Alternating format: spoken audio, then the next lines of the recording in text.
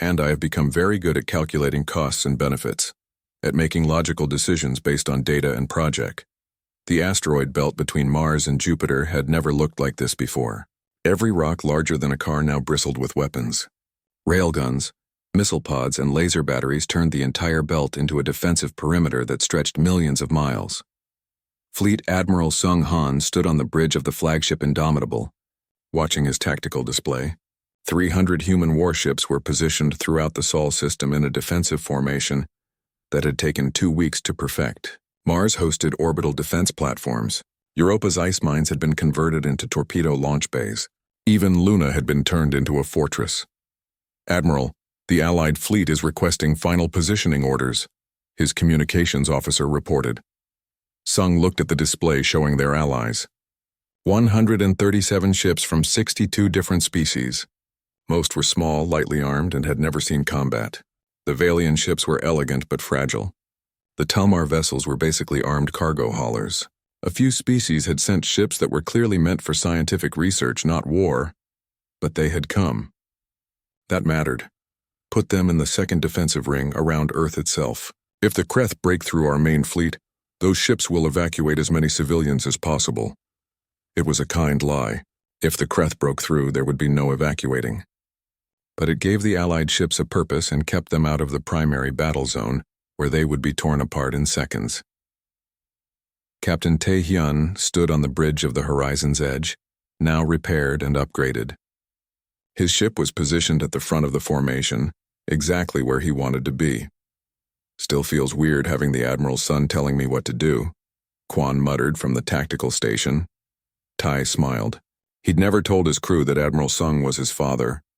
They'd figured it out on their own. He's just another officer right now, and we have a job to do. Dr. Mira worked in her lab making final adjustments to the weapon she'd developed. It was based on Kreth biology, specifically their weakness to certain electromagnetic frequencies. It wouldn't win the battle alone, but it would help. "How's it coming?" Hana asked, appearing in the doorway. "Ready to deploy. The question is whether we'll get close enough to use it."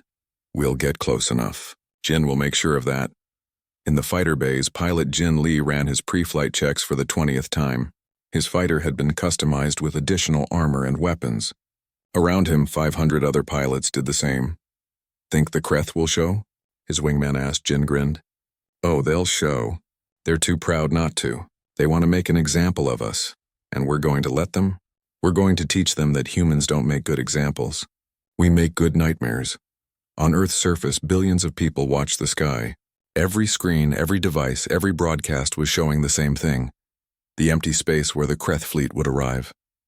Rena Kim broadcast from Times Square in New York, surrounded by crowds who refused to evacuate. The Kreth are now 15 minutes from the Sol system. Earth's military forces are in position. Our allies stand with us, and humanity waits to see if we can survive what's coming. Whatever happens today, remember that we didn't start this fight. We just refused to back down from it. In the Galactic Council chambers, thousands of species watched the live feed. The betting pools had Earth's survival chances at less than 3%. Most council members had already prepared the memorial statements they would broadcast after Earth fell. Chairman Veloth watched in silence. He had lived for 3,000 years and had never seen a species willingly face extinction rather than surrender.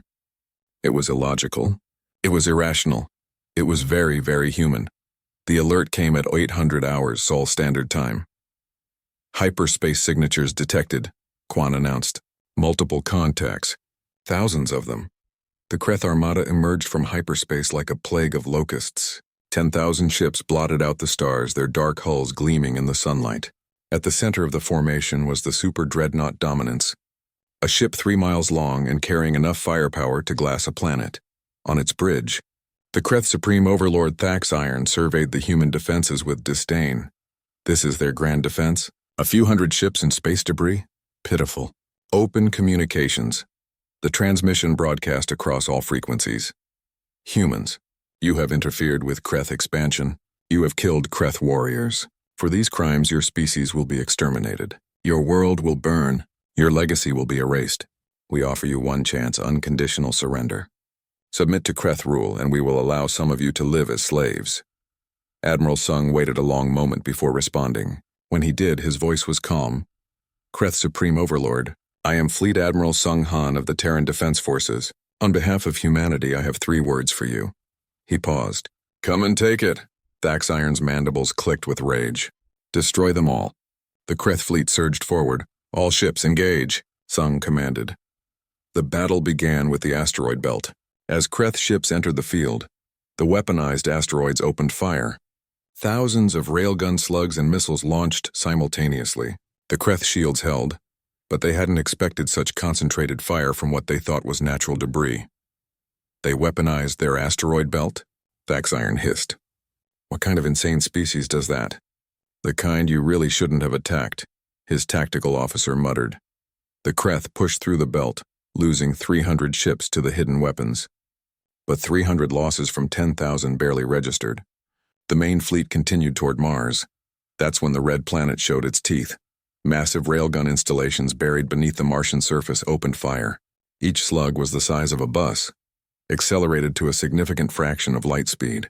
When they hit Kreth shields, the shields failed. When they hit Kreth hulls, ships exploded.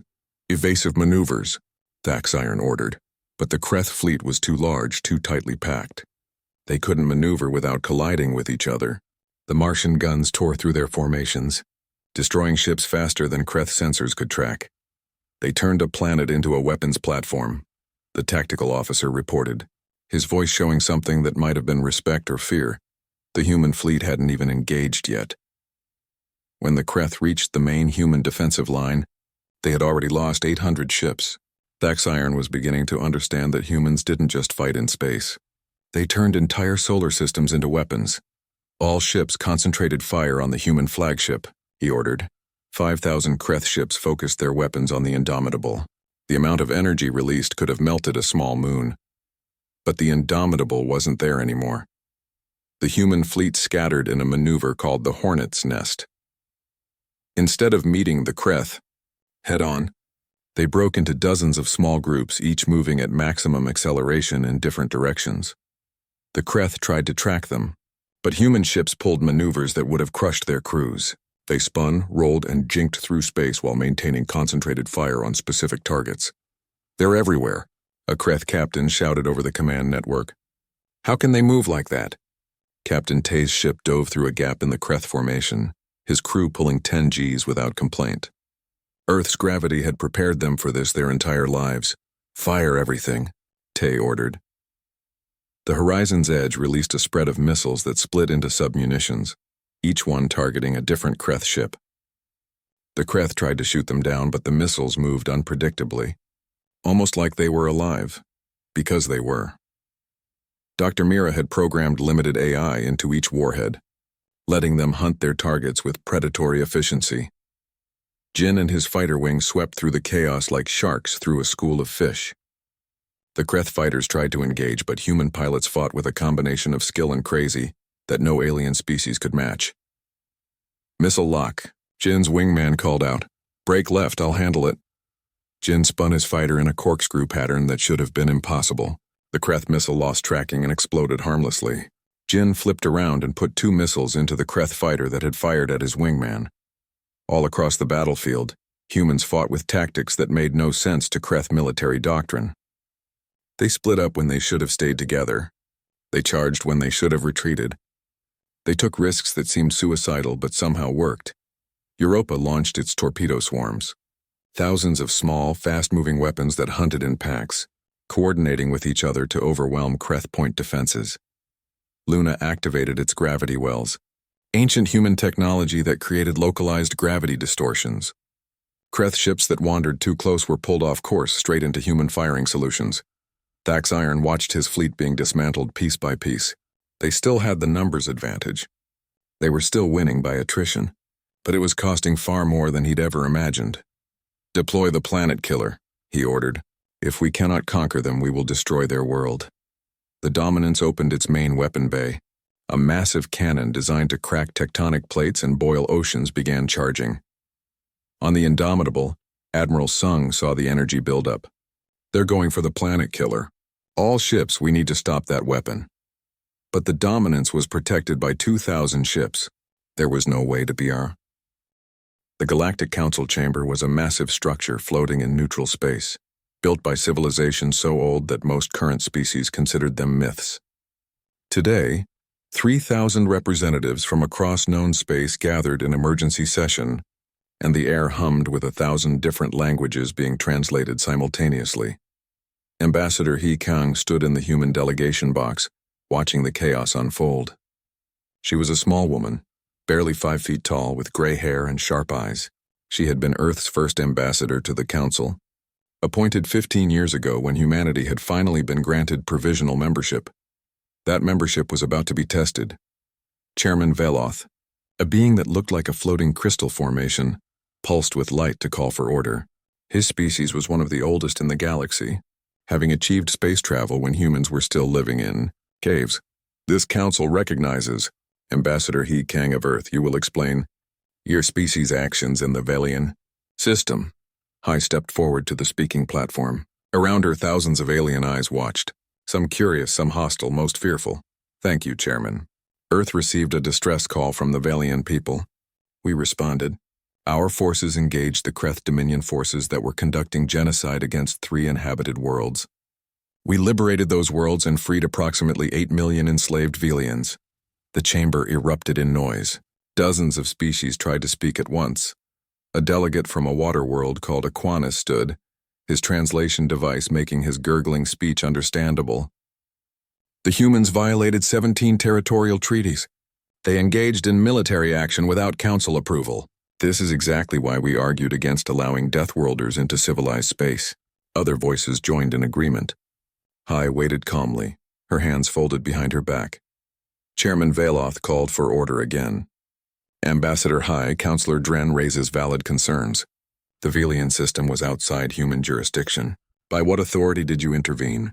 By the authority of basic decency, Hai replied simply. The Velians sent a distress call. We had the ability to help. We did. Dren's water-filled chamber bubbled with agitation. And what of the Council's decision? We had reviewed the Velian situation and determined that intervention was not cost-effective. Hai turned to face Dren directly. You mean you decided that 8 million lives weren't worth the resources to save them? You classified sentient beings as acceptable losses on a spreadsheet. That is how civilized species conduct policy. We cannot save everyone. Then maybe, Hai said quietly, you've been doing it wrong. The chamber fell silent. No one had ever challenged council policy so directly. Chairman Veloth's crystal form shifted colors, a sign of deep thought. Ambassador, humanity has been part of this council for only 15 years. You are newcomers to galactic society. Do you truly believe you understand our systems better than civilizations that have existed for millennia? No, Chairman. But I believe we understand something you've forgotten. Every single life has value. Every species deserves a chance to survive. And if someone calls for help, you answer. It's not complicated. A new voice spoke up.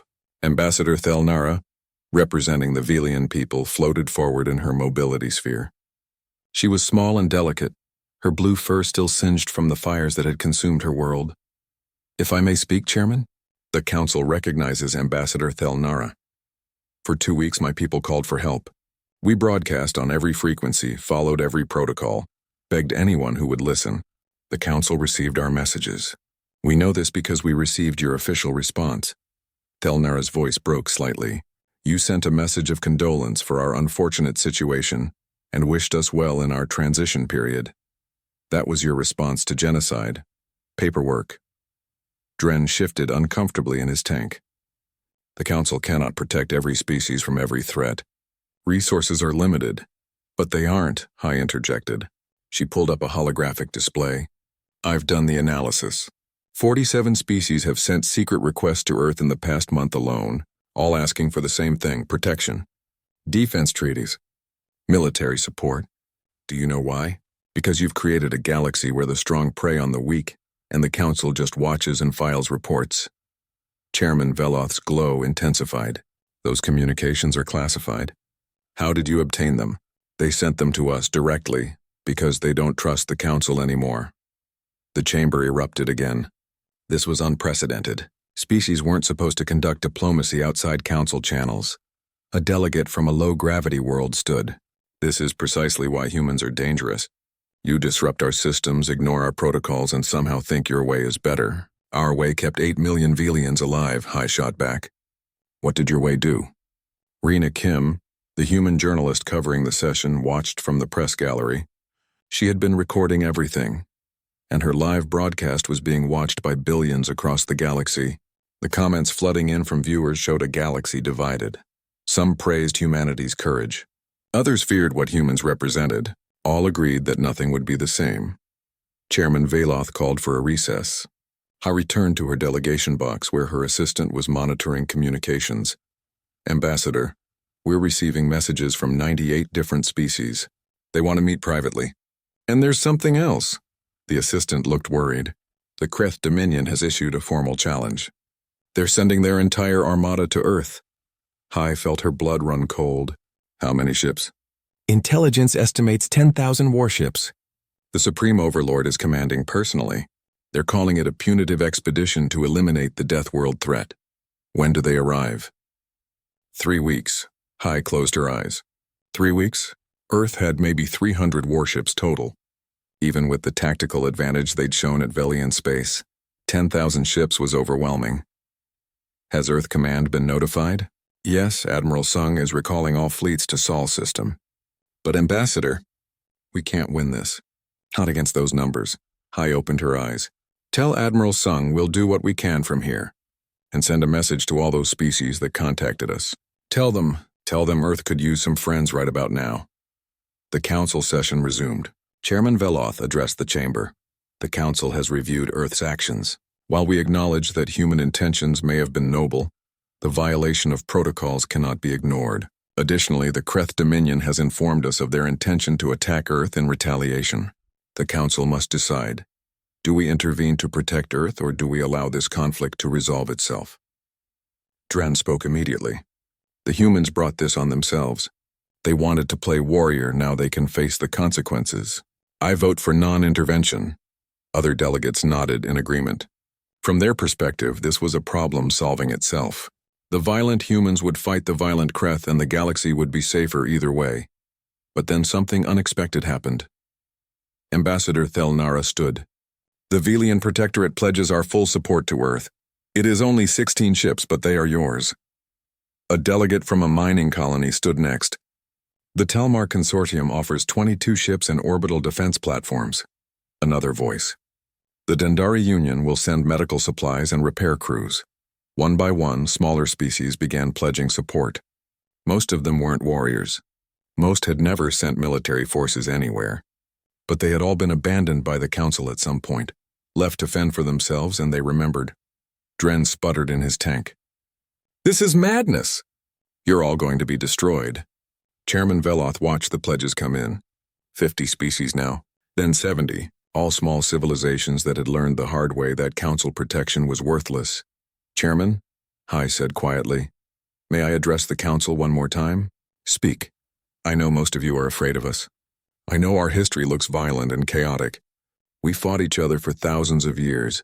We developed weapons that could destroy our own world. We're aggressive, unpredictable, and we don't follow your neat, organized systems. Hai paused. But we're also loyal. We keep our promises, and when someone asks us for help, we come. Not because it's cost-effective, not because it advances our interests, but because it's the right thing to do. She looked around the chamber. The Kreth are coming to Earth. They want to make an example of us to show the galaxy what happens when you stand up to bullies. And you know what? Maybe they'll win. Maybe 10,000 ships is just too many. But we're going to fight anyway. Because that's what humans do. We don't back down. We don't abandon our friends. And we sure as hell don't let genocidal monsters think they can do whatever they want. The chamber was silent. So here's what I'm offering. Any species that wants Earth's protection, you have it. Send us your scientists, your artists, your children if you're afraid for them. We'll keep them safe, and if the council wants to sit this out, that's fine. But remember this day. Remember when you had a chance to stand for something, and you chose to hide behind spreadsheets and protocols. Hai sat down. She'd said everything she could. Chairman Veloth's crystal form pulsed slowly. When he finally spoke, his voice carried across the chamber. In my 3,000 years on this council, I have seen civilizations rise and fall. I have watched species evolve and go extinct. The drop pods fell through the atmosphere of Telos 3 like meteors.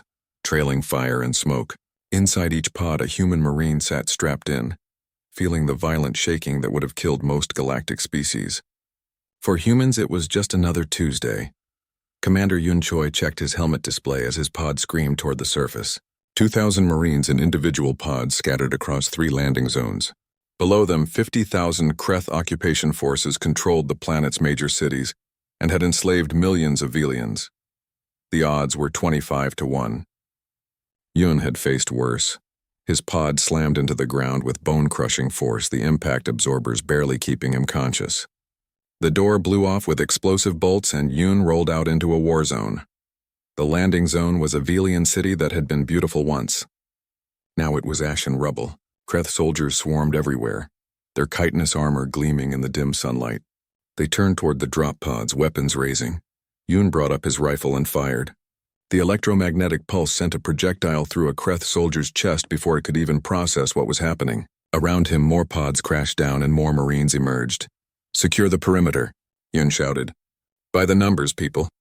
The Kreth opened fire with their energy weapons. Purple beams scorched the air, but the humans were already moving. They didn't stand still. They didn't take cover and return fire carefully. They advanced. It took the Kreth completely by surprise. Every species they had ever conquered fought defensively when outnumbered. They hid, they retreated, they tried to survive. Humans ran forward straight into enemy fire, using speed and aggression to break through the Kreth lines. Sergeant Deo led his squad through a shattered building, his enhanced combat augments making him faster and stronger than any unmodified human. The Kreth had set up a defensive position in what used to be a Velian school. Day could see Velian civilians huddled in the corner, small and terrified. "Flash and clear," he ordered. His squad threw flashbangs through the windows. The Kreth, with their sensitive eyes adapted to dim moonlight, were instantly blinded. Day and his team burst through the door, weapons firing with precision. In 8 seconds, 12 Kreth soldiers were down and the civilians were safe. A young Velian, barely more than a child, stared up at Day. The alien had large, gentle eyes and soft blue fur. It trembled as Day knelt down. "It's okay," Day said softly. "We're here to help. Can you walk?" The Velian nodded, unable to speak. "Good. Head east, toward the hills. Our medics are setting up there. You'll be safe." As the civilians fled, Day's helmet display showed more Kreth forces converging on his position. He smiled behind his helmet. "All right, boys. Let's give them something to remember." 3 blocks away, medic Sujian was already treating wounded Velians. The aliens were so small and fragile compared to humans. Their bones broke easily. Their bodies couldn't handle much trauma. Suji worked with gentle hands, speaking softly to each patient. "You're going to be fine. This medicine will help with the pain. Can you tell me your name?" The Velian she was treating looked at her with wonder. You're treating us? But why? We cannot pay you." "We have nothing." Suji paused in her work, confused. "Pay us? You asked for help. We came. That's how it works. But the council said, they said help always has a price. That species only protect their own interests." "Well," Suji said, applying a bandage, "maybe the council has been doing it wrong. Now hold still. This part might sting a bit." The sound of explosions echoed from the city. Suji didn't flinch. She trusted her fellow Marines to handle the fighting. Her job was to heal. In the city center, the Kreth ground commander Vrath watched the battle with growing disbelief. His forces had the high ground, superior numbers, and fortified positions.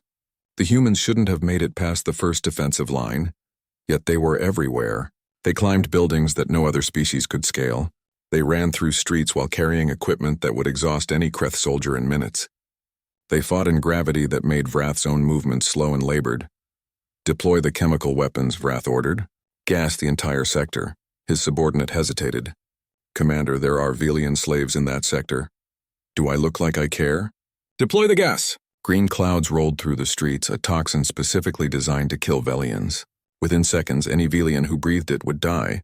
It was cruel, efficient, and had always worked before. But when Vrath's soldiers advanced behind the gas cloud, expecting to find dead humans, they found something else. The humans were still moving. They had sealed their helmets, activated respirators, and were fighting through the toxic cloud as if it wasn't even there. For them, it was just another environmental hazard, like the dozens they'd evolved to handle on Earth. Yun's voice crackled over the comm. They used chemical weapons. Rules of engagement are now unrestricted. I repeat, gloves are off. The Marines had been holding back, trying to minimize collateral damage. Not anymore.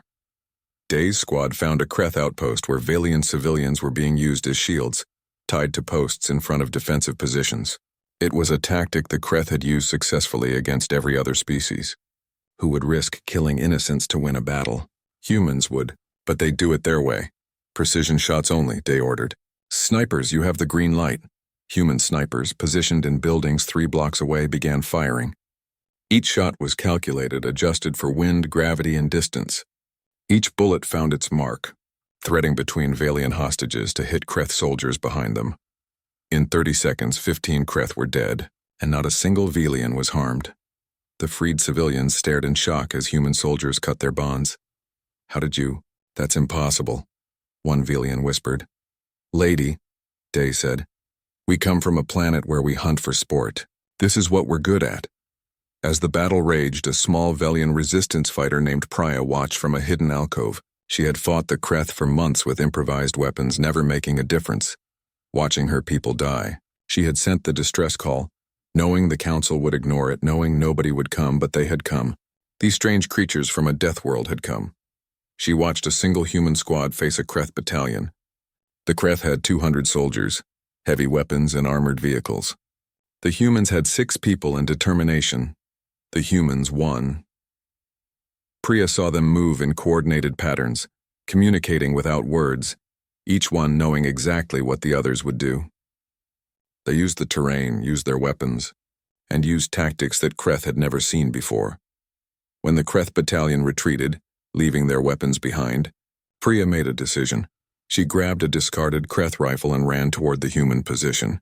Wait, I want to help. I can fight. A human soldier turned and Priya realized it was female. The human knelt down to Priya's level.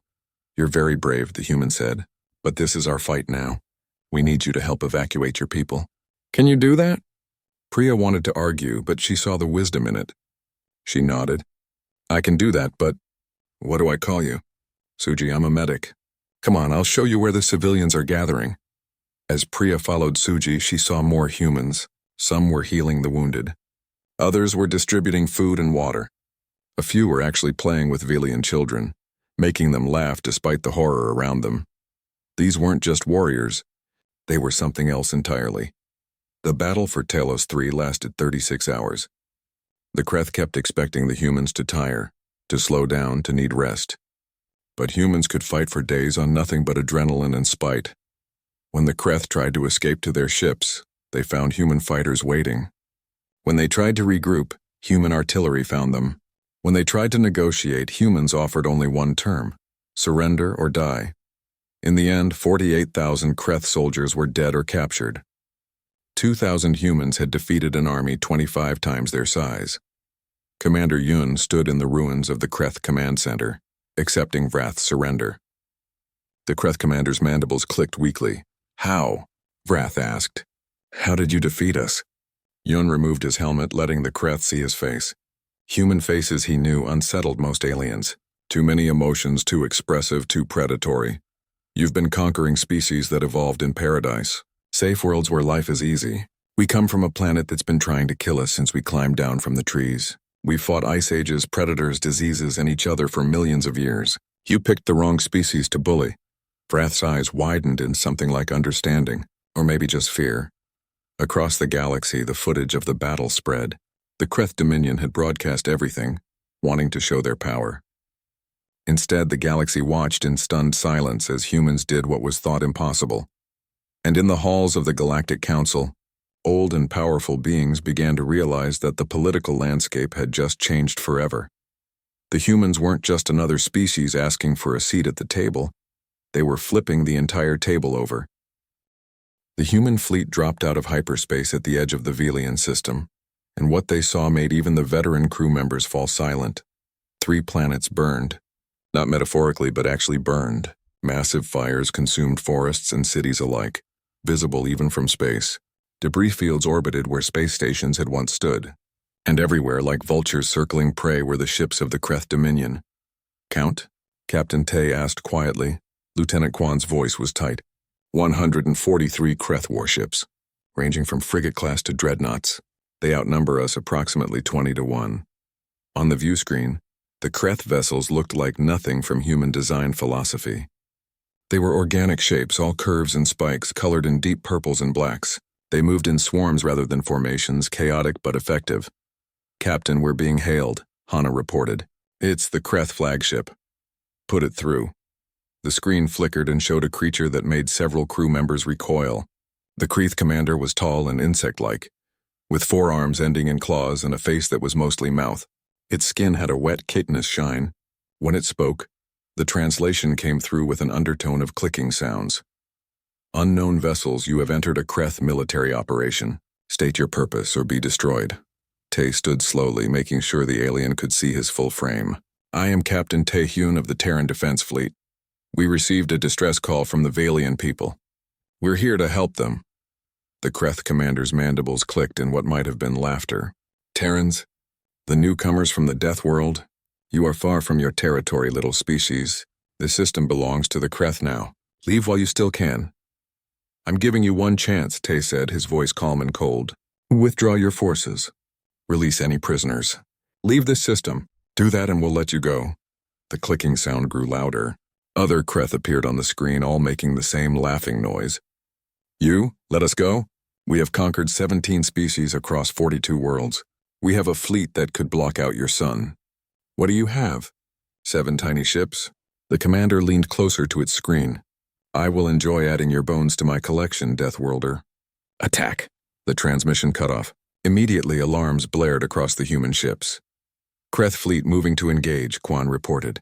40 ships breaking off to intercept us. The rest are maintaining position over the planets. "Launch all fighters," Tay ordered. "Destroyers to flanking positions. Frigates with me. Hana, give me everything the engines have." "Yes, sir." In the carrier's bay, pilot Jin Lee strapped into his fighter's cockpit. Around him, 39 other pilots did the same. Jin had been flying combat missions since he was 19. He'd fought pirates, rogue AI, and once even a space creature that had wandered too close to a mining colony. But he'd never fought aliens from another empire. "All fighters, this is Jin. Stay tight on your wingman. These bugs don't know what we can do yet. Let's show them." The fighters launched in a stream of metal and fire, accelerating away from the carrier at speeds that would have killed most galactic species from the G-forces alone. The Kreth ships opened fire first. Energy beams lanced through space, bright purple and searingly hot. But the human ships weren't where the Kreth targeting computers expected them to be. "Evasive pattern Delta 7. Tay commanded. The horizon's edge twisted through space in a maneuver that pulled 8 Gs. On the bridge, the crew felt the pressure pushing them into their seats, but their bodies, evolved on Earth's heavy gravity, handled it. The Kreth energy beams passed harmlessly through empty space. Quan's tactical display showed the Kreth ships trying to adjust, but they were too slow. Their maneuvers were gentle curves where humans made sharp angles. Their acceleration was steady where humans burst forward in violent surges. Weapons range in 3, 2, 1. Fire! The human ships opened up with railguns, missiles, and laser batteries. The weapons themselves weren't particularly special, but the tactics were. Where Kreth ships fired in straight lines, human weapons came from unexpected angles.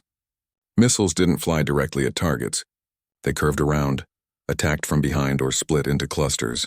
Railgun slugs traveled at velocities that Kreth shields weren't designed to stop, because no sane species would accelerate projectiles that fast. The first Kreth ship died in 8 seconds. Its shields collapsed under a railgun barrage, and then missiles found the exposed hull. "The explosion was spectacular. First blood!"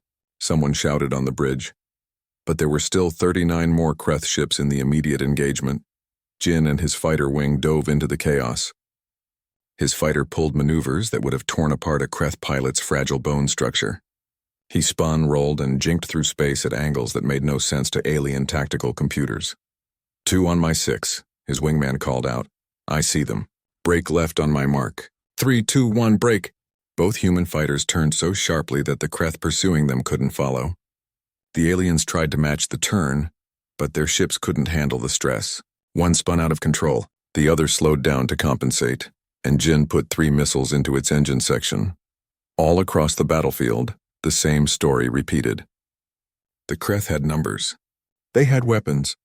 They had experience conquering other species, but they had never fought anyone like humans. Commander Yun Choi watched from the marine deck as the space battle unfolded. His job would come later, when they boarded enemy ships or landed on the planets.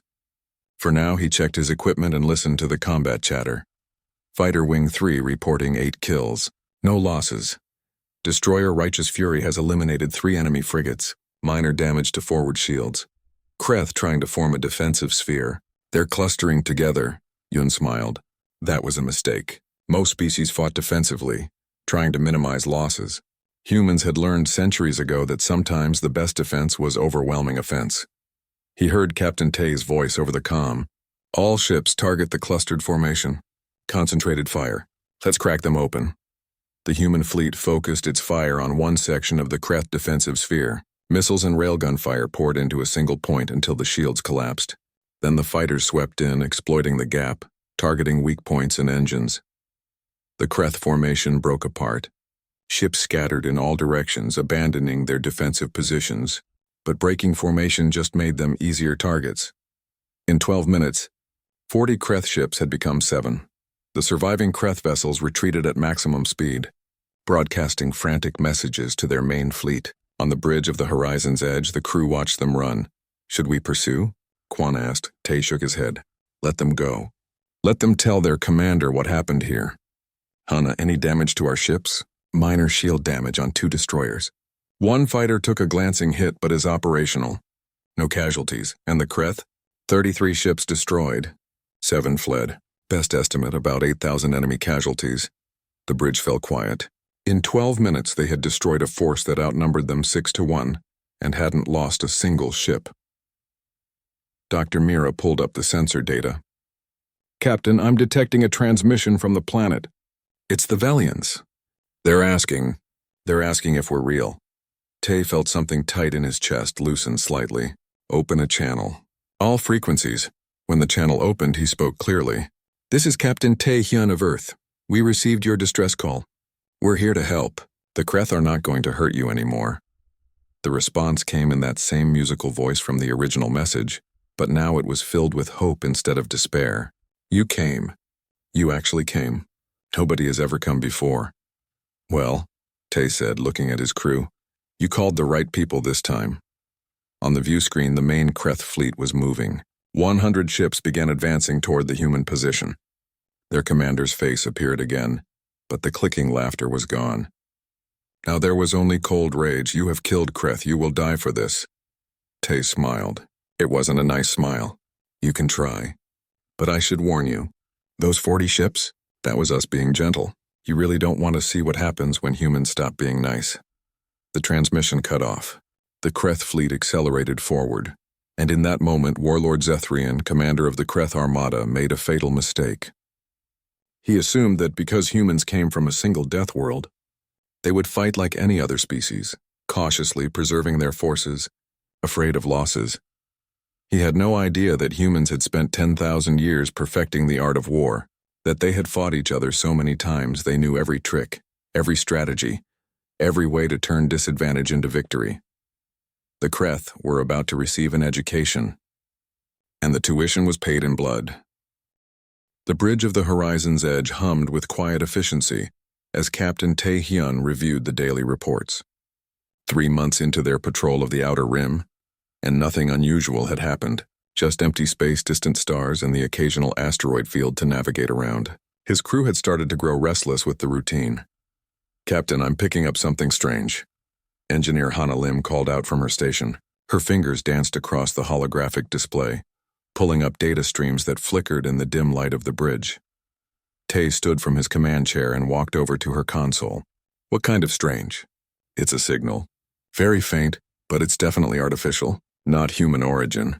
Hana's eyes widened as more information flooded her screens. Sir, I think it's a distress call. Lieutenant Quan Park turned from the tactical station, his scarred face showing interest for the first time in weeks. Distance? Approximately 40 light-years. It's coming from the Valian system. Hana's hands moved quickly, trying to clean up the signal. The message is fragmenting. Give me a minute to decode it.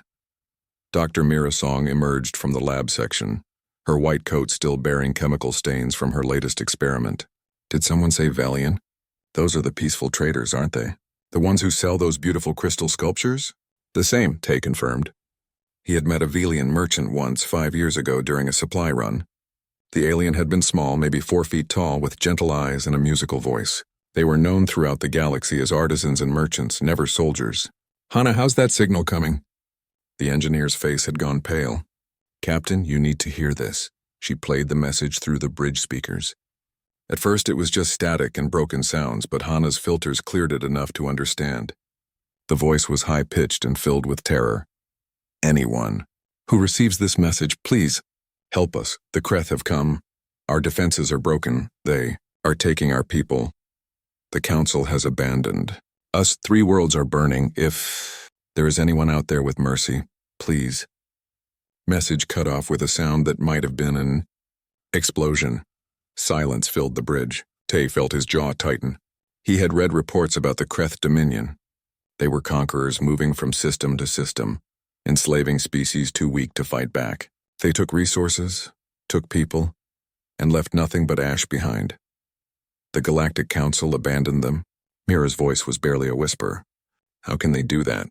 Quan pulled up information on his screen. The Council operates on a cost-benefit system. If saving a species requires too many resources, they classify them as acceptable losses. It's in their charter. That's murder, Mira said, anger creeping into her voice.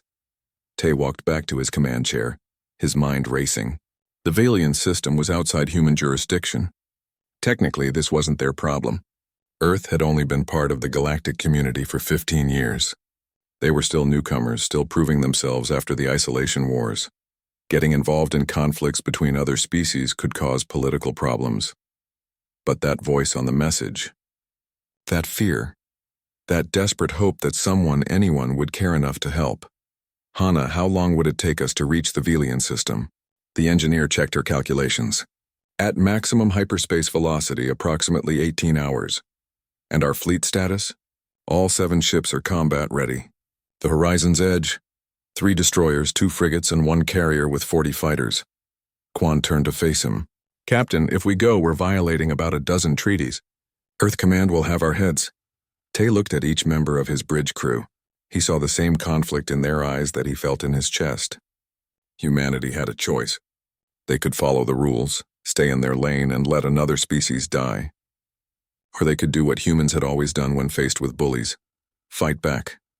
Dr. Song, what do you know about Kreth biology? Mira pulled up her database.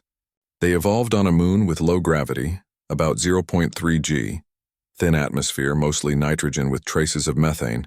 They're ambush predators, fast in short bursts but poor endurance. Their bone structure is light, designed for their home environment. So they've never fought anyone from a heavy gravity world? Not according to any records.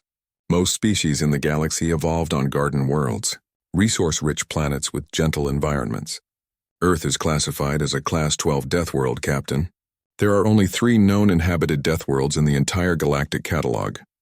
Tay felt a cold smile cross his face. The galaxy didn't understand humans yet. They didn't understand what it meant to evolve on a planet that tried to kill you every single day, where predators hunted in packs, where diseases could wipe out millions, where storms could level cities and earthquakes could swallow continents. Humans had survived ice ages and meteor strikes. They had climbed to the top of the food chain on a planet with bears, tigers, and crocodiles. They had fought each other in countless wars and learned lessons written in blood across thousands of years. The Kreth picked on the weak. It was time they learned what happened when they picked on someone who could hit back. Quan, signal the fleet. Plot a course for the Velian system, maximum speed. Sir? Quan's surprise was evident. You heard me. We're responding to that distress call. The treaties, Captain, can be sorted out later, Tay interrupted. Right now people are dying.